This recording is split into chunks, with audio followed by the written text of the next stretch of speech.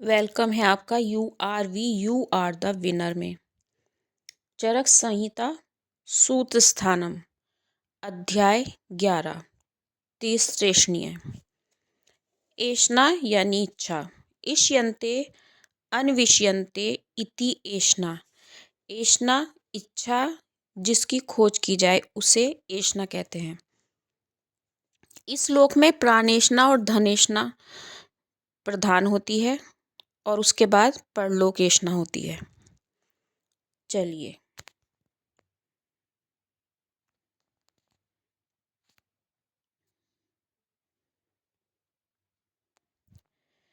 श्लोक नंबर 3। हितमिह चामुष्मिश लोके समनु उपशयता, यानी ऐसे व्यक्ति जो इस लोक में और परलोक में अपना हित चाहते हैं।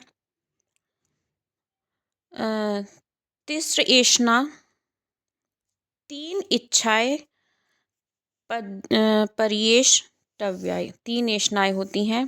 प्राणेषणा, धनेषणा, परलोक एषणा नेति। प्राणेषणा नंबर 1, धनेषणा नंबर 2, परलोकेषणा नंबर 3। जो उपनिषद है, जो बृहदारण्यक उपनिषद है, उसमें भी 3 तरह की एषणाएं बताई गई हैं। पहला वित्तेषणा, दूसरा पुत्रेषणा और तीसरा लोकेषणा। जो वित्तेषणा है उसी में क्या करा है आयुर्वेद शास्त्र में, जो धनेषणा है उसी में पुत्रेषणा और वित्तेषणा को सम्मिलित कर लिया गया है। धनेषणा में ही पुत्रेषणा और वित्तेषणा का अंतर्भाव कर लिया गया है। और भेल संहिता में जो तीसरी धर्मेषणा है उसका प्राणेषणा स्यात् प्रथमा, द्वितीया तु धनेषणा, धर्मेषणा तृतीया तु पुरुषस्य भवत्यत्। जो धर्मेषणा बताई जा रही है उसी को परलोकेषणा के अंतर्गत कर लिया गया है। ये 3 एषणाएं होती हैं और ये जन्मजात होती हैं। ये मनुष्य में जन्मजात होती हैं। चलिए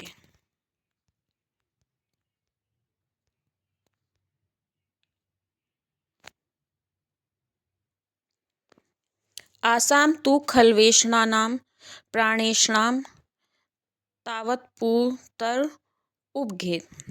सबसे पहले इनमें प्राणेषणा आती है। अकस्मात, क्योंकि प्राण परित्यागे ही सर्वत्याग। अगर मतलब प्राण ही त्याग देंगे, प्राण ही नहीं होंगे तो सब कुछ सभी कुछ का त्याग हो जाएगा, यानी सारी वस्तुओं का त्याग हो जाएगा। तस्यानुपालनम स्वस्थस्य स्वस्वृत्तानुवृत्ति। तो मनुष्य जो स्वस्थ व्यक्ति है उसको स्वस्थ व्रत का पालन करना चाहिए। आतुरस्य, जो आतुर है, विकार प्रशमन्य प्रमादः, यानी जो रोगी व्यक्ति है उसको रोग का इलाज करने में सावधानी बरतनी चाहिए। प्राणानुपालना दीर्घ आयु वाप्नोति, यानी जो नियम बताए गए हैं स्वस्थ व्रत के, उनका ठीक ठीक पालन करने से जो प्राणों की प्राणुपालन दीर्घायु मिलती है। इस तरह से यहाँ पे प्राणेषणा को बताया जा रहा है। मतलब मनुष्य अगर मर जाएगा तो उसका तो पूरी दुनिया ही खत्म हो जाएगी। मनुष्य है तभी तो इच्छाएं हैं, तो इसलिए सर्वप्रथम जो इच्छा होती है वो प्राण इच्छा होती है, जीवन धारण करने की इच्छा होती है।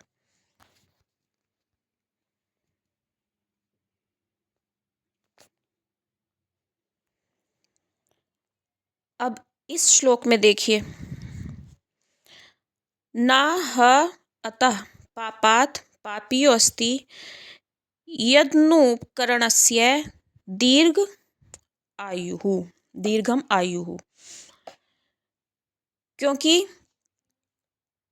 क्या होता है कि संसार में सबसे बड़ा जो पाप का फल मिलता है तो वो सोचता है मनुष्य की उसका पाप का फल क्या मिलता है कि आयु दीर्घ है, दीर्घम आयु दीर्घ है, लेकिन उसके पास वो उपकरण नहीं है जिन उपकरणों का वो उपभोग के लिए यूज़ कर सके। उसके लिए कोई उपभोग की वस्तु उसके पास नहीं है। तो इससे बड़ा पाप का फल और क्या होगा। तत्रोपकरणोपायान नु व्याख्यास्याम। तो यहाँ पर बताया गया है कि धन प्राप्त करने के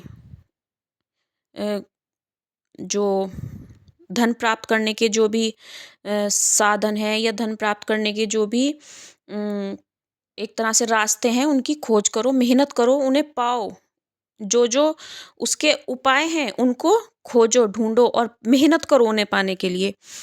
कि कुछ साधन और उपायों का यहाँ पर निर्देश किया जा रहा है। जैसे खेती कर सकते हैं, पशुपालन कर सकते हैं, बिजनेस है, नौकरी है।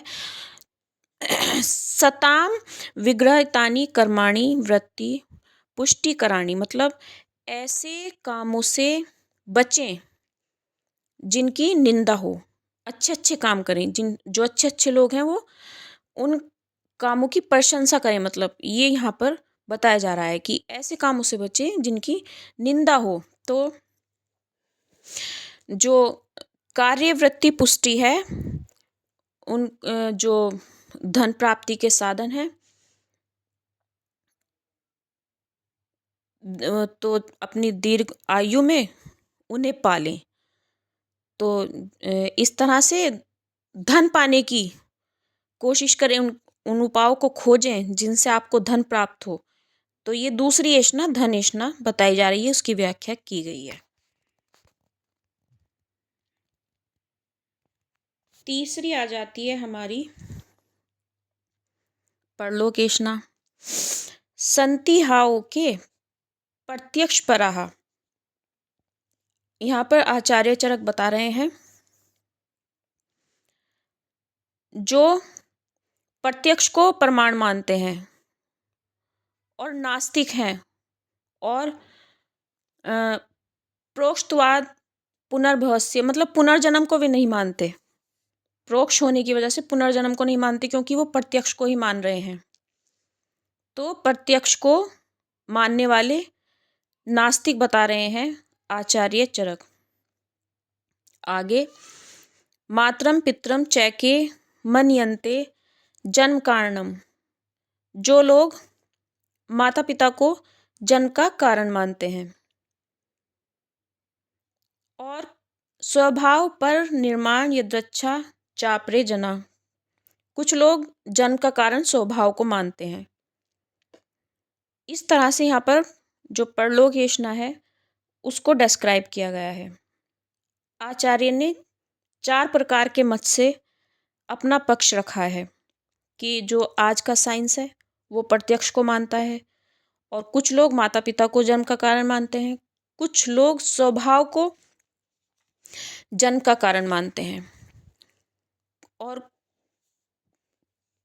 कुछ लोग पर निर्माण को, जो पर से मतलब ईश्वर, यहाँ पर जो पर का अर्थ लिया जा रहा है ईश्वर से लिया जाता है। पर निर्माण को जन्म का कारण मानते हैं। एक और यहाँ पर 5वां यदृच्छवादियों का मत रखा गया है। जैसे बादल हैं, बादलों को हमने देखा, उन्होंने वर्षा की, लेकिन बादलों में आत्मा नहीं है ना। और जैसे भूकंप आ गया, लेकिन जो भूमि है उसमें कोई आत्मा नहीं है, वो आत्मा रहित है। तो जो शक्ति इन घटनाओं को, जिस शक्ति की वजह से ये घटनाएं हो रही हैं उसे यदृच्छा कहते हैं। सुश्रुत ने जो उत्पत्ति के कारण है उनको 6 माना है, 6 कारण माने हैं सुश्रुत ने। आगे बढ़ते हैं।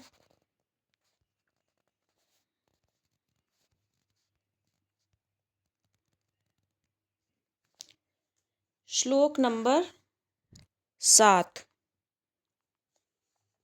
प्रत्यक्षम हा अल्पम, यानी जो प्रत्यक्ष वस्तुएं हैं वो अल्प हैं, और अनल्पम जो अप्रत्यक्ष वस्तुएं हैं वो बहुत ज़्यादा हैं। यदा गमानुमान युक्ति भिरूपलभ्यते, और जिनकी प्राप्ति शास्त्र से यानी आगम से, अनुमान से और युक्ति प्रमाण से होती है। आचार्य चरक ने नास्तिक मत का खंडन किया है। जो प्रत्यक्षवादी नास्तिक मत है उनका खंडन किया है। जो पुनर्जन्म है उसमें प्रत्यक्ष को कारण कैसे मान लें, प्रत्यक्ष को प्रमाण कैसे मान लें कि जैसे इंद्रियां हैं, इंद्रियां हमें प्रत्यक्ष तो दिखाई देती हैं, लेकिन जो इंद्रियों का काम है वो इंद्रियां स्वयं ही अप्रत्यक्ष हैं। जैसे इंद्रियों का वास है, आंखें हैं, आंखें हमने देख ली, लेकिन हमने सोचा उसे दिखाई दे रहा है, वो देख सकता है, लेकिन वो अंधा है, उसे कुछ नहीं दिखाई दे रहा। और जैसे कान है, हमने कानों को देख के पहचान लिया कि वो सुन सकता है, लेकिन वो बहरा है। इसलिए इंद्रियों का जो अनुमान है वो प्रमाण से किया गया है। अगर इंद्रियों को ना माने तो वस्तुओं का ज्ञान ही संभव नहीं है। तो ये उदाहरण देकर जो आचार्य हैं उन्होंने नास्तिक मत का खंडन किया है।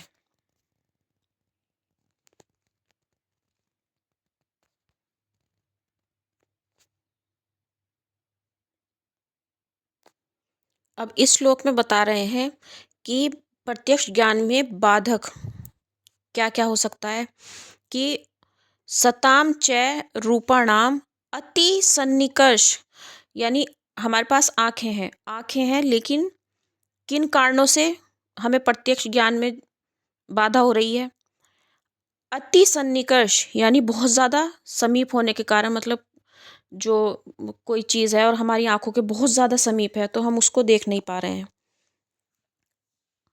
अति विप्रकर्ष यानी बहुत ज़्यादा दूर होने के कारण, जैसे आकाश में कुछ पंछी वगैरह उड़ रहा है या हमारी आंखों से बुक बहुत ज़्यादा दूर है तो हम पढ़ नहीं पा रहे हैं। उसके बाद करण दौर्बल्य, उसके बाद आता है ये आवरणात्, यानी कोई चीज़ है और आगे पर्दा रहा है, हमें पता है कि कोई चीज़ है लेकिन हम देख नहीं पा रहे हैं उसको, उसका ज्ञान नहीं कर पा रहे हैं आवरण से ढक जाने के कारण। करण दौर्बल्य इंद्रियों की दुर्बलता की वजह से।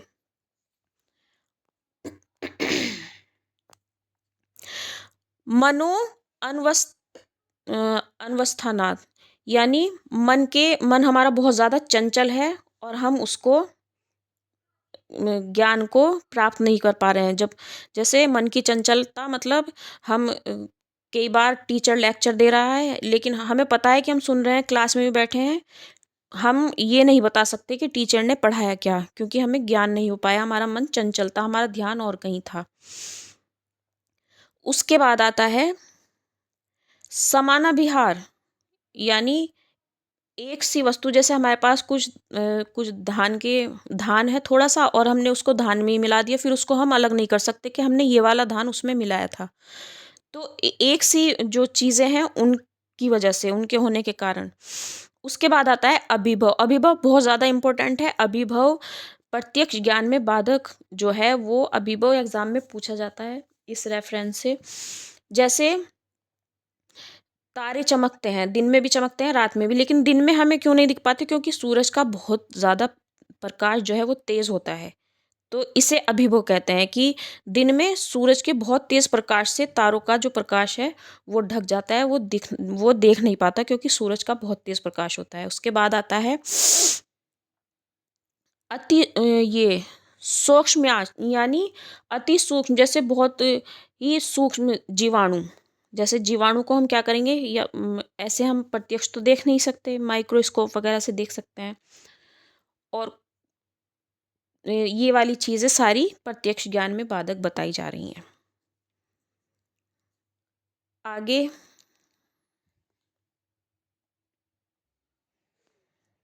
श्रुतिय शैतान्य कारणम, यानी जो ये श्रुति हैं ये भी पुनर्जन्म को नहीं मानने का कारण नहीं है। युक्ति विरोधाभास, इसमें भी युक्ति विरोध होता है, इस युक्ति का विरोध होता है। निरंतरम नाव्यवा कश्चित् सूक्ष्मस्य चात्मना, क्योंकि जो आत्मा है वो सूक्ष्म है, उसका कोई हिस्सा नहीं हो सकता। आत्मा जो है वो सूक्ष्म है। जैसे कहते हैं कि माता पिता की आत्मा संतान में जाती है, लेकिन अगर आत्मा पूर्ण रूप से संतान में चली जाए तो इसका मतलब माता पिता की मृत्यु होगी, तब वो पूर्ण रूप से आत्मा जाएगी संतान में। या फिर आत्मा का कोई हिस्सा संतान में, दूसरे पक्ष में कि आत्मा का कोई हिस्सा संतान में चला गया, तो माता पिता भी हैं और संतान भी है, लेकिन आत्मा जो है वो सूक्ष्म है, उसका कोई हिस्सा नहीं हो सकता। तो माता पिता को जो जन्म में कारण मानते हैं, उनकी जो डाउट है उसका यहाँ पर सॉल्यूशन किया गया है। आगे, बुद्धिर्मनश्च निर्णीते यथैवात्मा तथैव ते।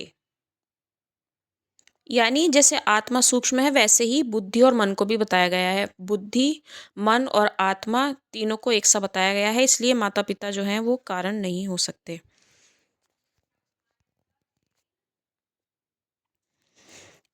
विद्यात् स्वाभाविकम षण्णाम धातूनां यत् स्वलक्षणम संयोगे च वियोगे च तेषां कर्मेव कारणम। जो ये 6 धातु हैं, उनके संयोग और वियोग में जो कर्म है वो ही कारण होता है।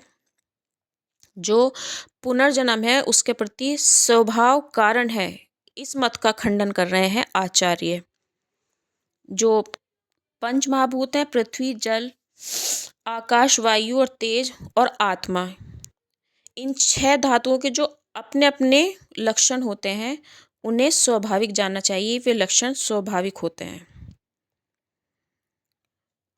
आगे बढ़ते हैं, श्लोक नंबर 14।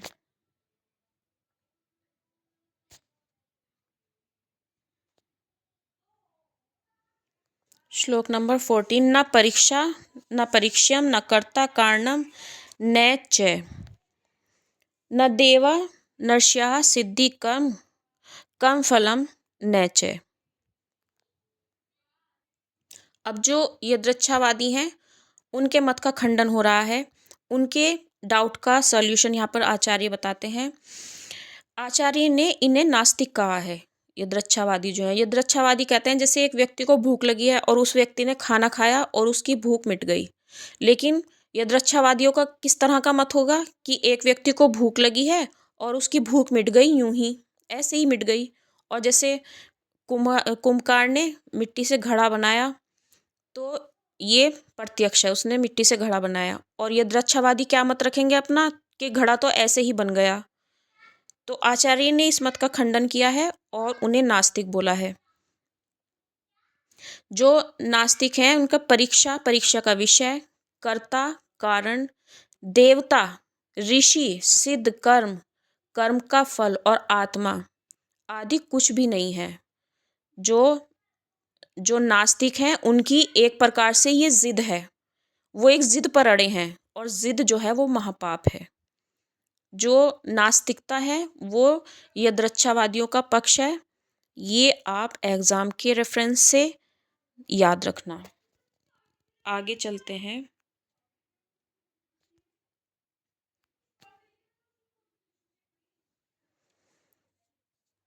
तस्मान्मतिं विमुच्येता मार्ग प्रसरताम बुधाः।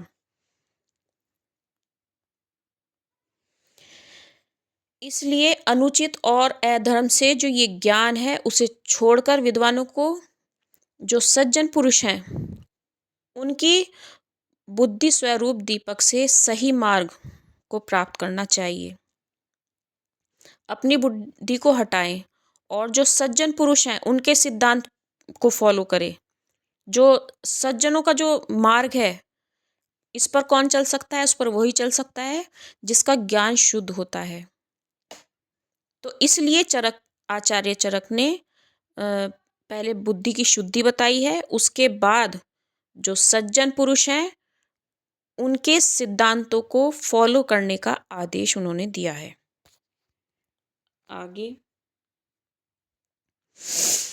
4 प्रकार के प्रमाण। जो प्रमाण है इनको आचार्य चरक ने परीक्षा कहा है। 4 प्रकार की परीक्षा। द्विविधमेव खलु सर्वम, सच्चा सच, यानी जो सभी वस्तुएं हैं उन्हें दो भागों में बांट दिया है, सत और असत। सच्चा सच, सच असच, यानी सत और असत। तस्य चतुर्विधा परीक्षा आप्तोपदेश है। दोनों की परीक्षा 4 तरह से होती है। आप्तोपदेश, उसके बाद प्रत्यक्षम प्रत्यक्ष, अनुमानम अनुमान, और युक्तिश्चेति युक्ति। तो ये भी एग्जाम के रेफरेंस से आप याद रखेंगे कि परीक्षा 4 प्रकार की होती है। ज़्यादा डिटेल में इसमें जाने की कोई आवश्यकता नहीं है, बस ये याद रखना है। चरक ने प्रमाण को परीक्षा कहा। 4 प्रकार की परीक्षा है, आप्तोपदेश, प्रत्यक्ष, अनुमान, युक्ति। चलिए आ जाते हैं श्लोक नंबर 18 पर।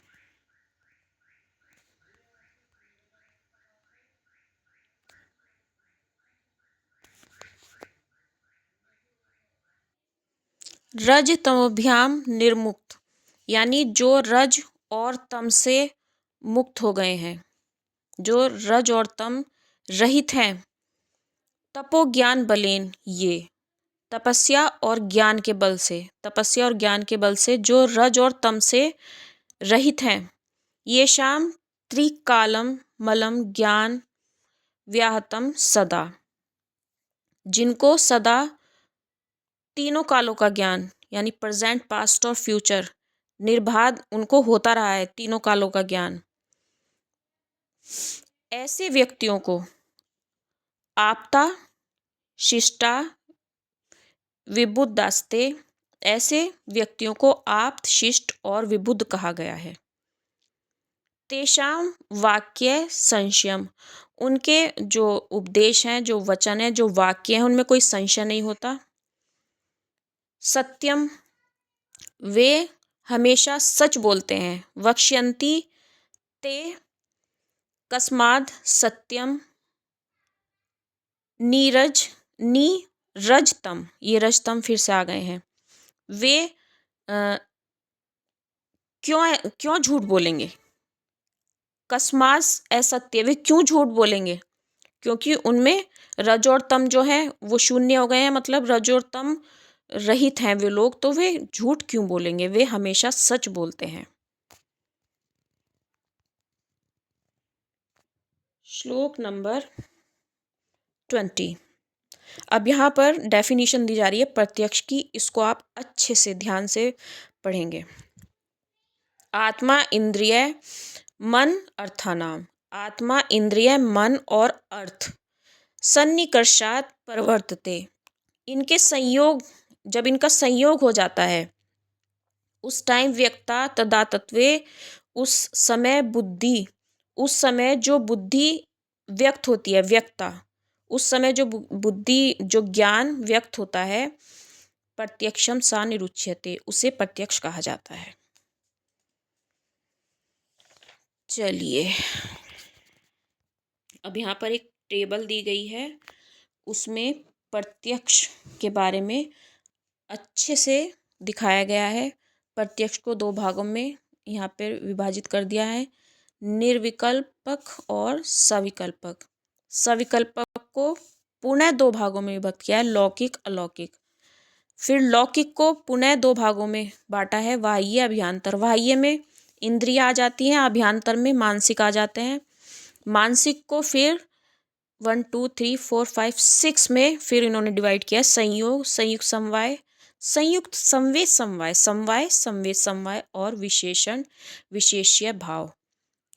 दूसरी साइड जो अलौकिक आ रहा है उसमें सामान्य लक्षण, ज्ञान लक्षण, योगज, और योगज को 2 भागों में युक्त युंजान में इन्होंने विभक्त किया है। इसको आप टेबल को देख लेना।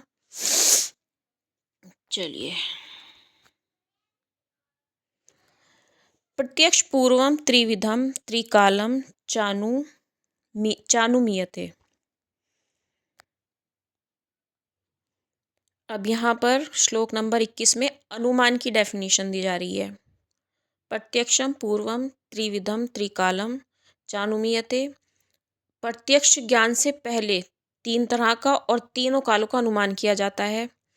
वाग्निगूढ़ो धूमेन, यानी जब धूम कहीं दिखती है तो हम उससे अनुमान लगाते हैं कि यहाँ पर अग्नि होगी। जहाँ जहाँ धूम रहता है वहाँ वहाँ अग्नि रहती है। जहाँ जहाँ धूम होगा वहाँ वहाँ अग्नि अवश्य होगी, आग होगी, जब भी तो धूम की उपस्थिति दिखाई पड़ती है। मैथुनम गर्भ दर्शनात्, और जब हम गर्भ को देखते हैं तो उससे मैथुन का अनुमान होता है, यानी अतीत। अतीत मैथुन पास्ट है ना। और एवं व्यवस्यन अतीतम बीजात फलम अनागतम,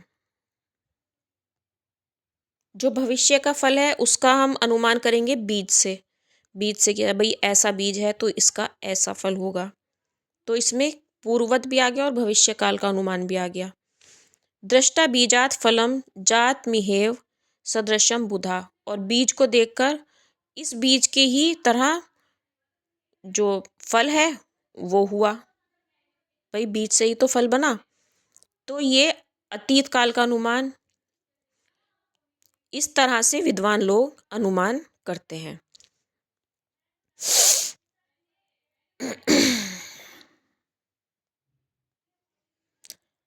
परामर्शजन्यम ज्ञानम अनुमिति, यानी जैसे कोई परामर्श हुआ, उससे जो ज्ञान जन्मा, उससे जो ज्ञान उत्पन्न हुआ, तो वहाँ अनुमान होता है।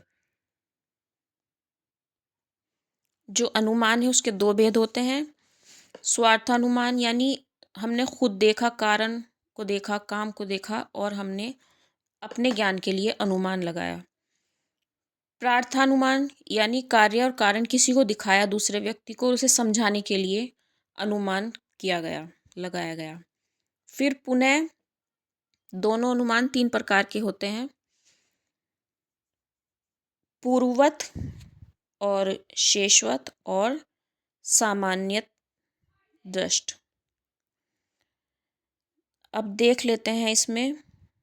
जैसे पूर्ववत है, हमने बादलों को देखा और उससे बारिश होने का अनुमान लगाया। शेषवत यानी जो इसको बोलेंगे फ्यूचर, कि फ्यूचर भाई हमने बादलों को देखा और लगा कि बारिश आने वाली है, यानी बारिश आएगी। और शेषवत, शेषवत का जैसे हमने किसी गर्भ को देखा और फिर हमारा माइंड मैथुन पर गया और हमने सोचा कि ये पास्ट में ऐसा हुआ होगा तो जब ये फल मिला। फिर आता है प्रेजेंट को, कि हमने आग को, धूम को देखा और हमने अनुमान लगाया कि यहाँ पर आग लगी हुई है। तो धूम को देखकर आग का अनुमान लगाया, तो ये हो गया प्रत्यक्ष यानी प्रेजेंट। दृष्ट यानी हमने देखा। आगे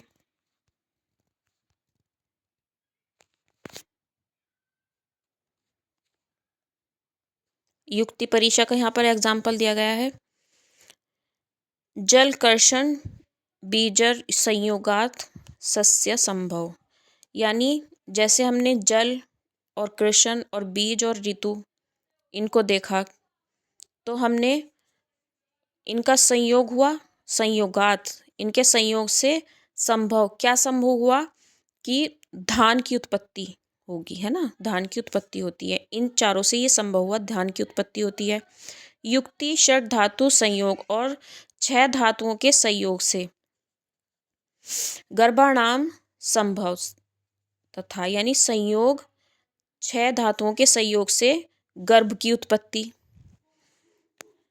मथ्य मंथन मंथान संयोग अग्नि संभव, मथ्य मंथन और मंथान इनके संयोग से अग्नि संभव हुई, आग जलाना संभव हुआ। जैसे लकड़ी को आपस में ऐसे रगड़ के मथा जाता है और फिर उससे आग उत्पन्न की जाती है। हवन वगैरह में भी ऐसा किया जाता है। तो उससे जो अग्नि मंथन से आग उत्पन्न करते हैं। युक्ति युक्ता चतुष्पाद संपद व्याधि निर्बहणी निबर्हणी, यानी उसी तरह से युक्ति और द्रव्य भिषग, युक्त भिषक, उपास तथा जो चतुष्पाद थे हमारे पास, रोगी, चिकित्सा, स्टाफ और द्रव्य और डॉक्टर, वैद्य, औषध, परिचारक और रोगी। इन चतुष्पाद के रहने पर जो रोग हैं वो समाप्त होते हैं।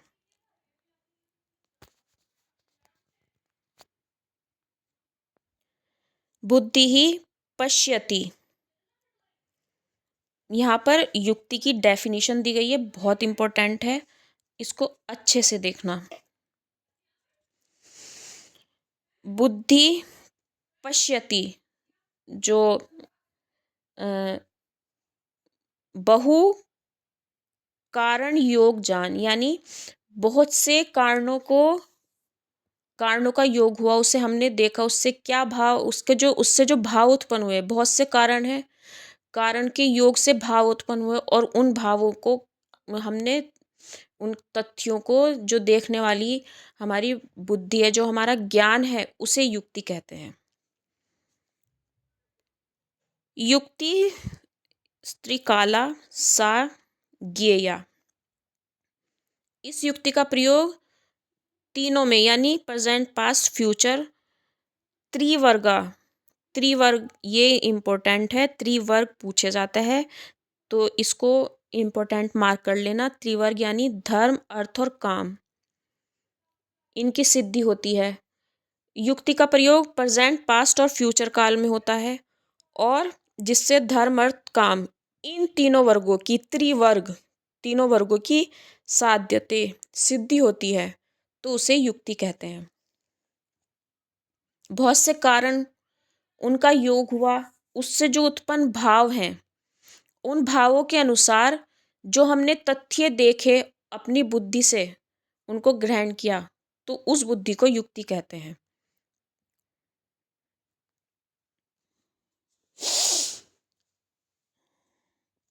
कारणों के संयोग से जो अज्ञात भावों की उत्पत्ति है, जो अज्ञात भाव है, उनको भी हमारी बुद्धि ने समझ लिया, हमें ज्ञान प्राप्त हुआ, उस ज्ञान का नाम ही युक्ति है, और इसका जो अंतर्भाव अनुमान में ही कर लिया जाता है, युक्ति को अनुमान में ही ले लिया जाता है। अब आ जाइए श्लोक नंबर 30 पर। इसको आप प्रत्यक्ष प्रमाण से पुनर्जन्म की सिद्धि, इसको आप पैराग्राफ को और विमर्श को पूरा अच्छे से पढ़ लेना, ज़्यादा डिटेल में जाने की ज़रूरत नहीं है, बस एक बार पढ़ लेना और समझ लेना। इसमें ये याद रखना, जाति स्मरण, यानी किसी किसी व्यक्ति को जो अपना पूर्व जन्म है, उसके उसके अपने कर्म उसको याद रहते हैं। स्मरण, जाति स्मरण, यानी अपने कर्मों का उसे स्मरण रहता है। ऐसा जो है बचपन में देखा गया है, ऐसा सुना जाता है कि जो जो व्यक्ति रज और तम से शून्य हो गए, मतलब रज और तम रहित हो गए हैं, तो उन्हें सदा याद रहता है, स्मरण रहता है अपना पूर्व जन्म के कर्म भी। तो जो रज और तम अगर हैं, तो वो स्मरण में बाधक हैं। उसके बाद लास्ट में श्लोक में समदर्शने प्रिया प्रियत्वम, यानी जो पूर्व जन्म में जिस व्यक्ति से आपको प्यार रहा होगा, तो इस जन्म में उसे आपने देखा और आपका जो प्यार है वो एकदम उमड़ आता है। और अगर पिछले पूर्व जन्म में आप किसी व्यक्ति से आपकी दुश्मनी रही हो, या किसी व्यक्ति से आप जेलस हो, तो क्या होगा कि उस व्यक्ति को आपने देखा और आपका पूर्व जन्म का याद आ गया, और इस जन्म में भी आपको उस व्यक्ति से घृणा हो रही है, उस व्यक्ति से द्वेष हो जाता है। तो इस तरह से ये 13 उदाहरण देकर पुनर्जन्म को प्रत्यक्ष सिद्ध किया गया है। इसको आप देख लेना, आगे बढ़ते हैं।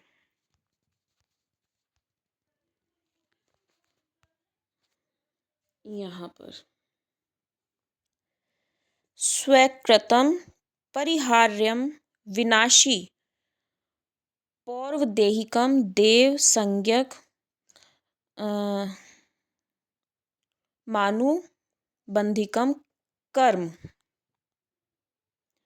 पूर्व जन्म में जो कर्म किए गए उसको इस जन्म में भोगने पड़ते हैं, उसका फल भोगना पड़ता है। पूर्व जन्म में कोई अनुबंधी का कर्म हुआ और वो अविनाशी बताया गया है, अपरिहार्य बताया गया है, ऐसे कर्मों का फल इस जन्म में भोगना पड़ता है।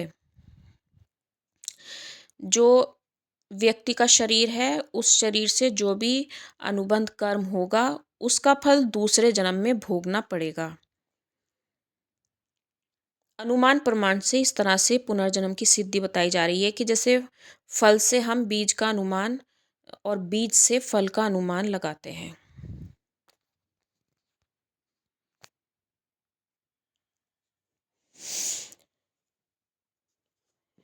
युक्तिश्चेषा, युक्ति प्रमाण से पुनर्जन्म की सिद्धि षड धातु समुदाय जन यानी 6 धातुओं के समुदाय से गर्भ की उत्पत्ति होती है।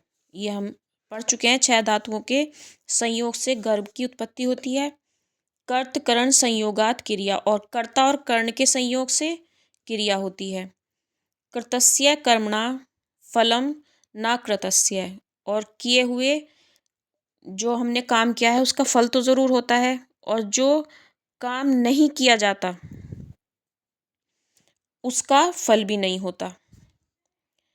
ना अंकुरोत्पत्ति बीजात, क्योंकि बिना बीज के अंकुर की उत्पत्ति नहीं होती।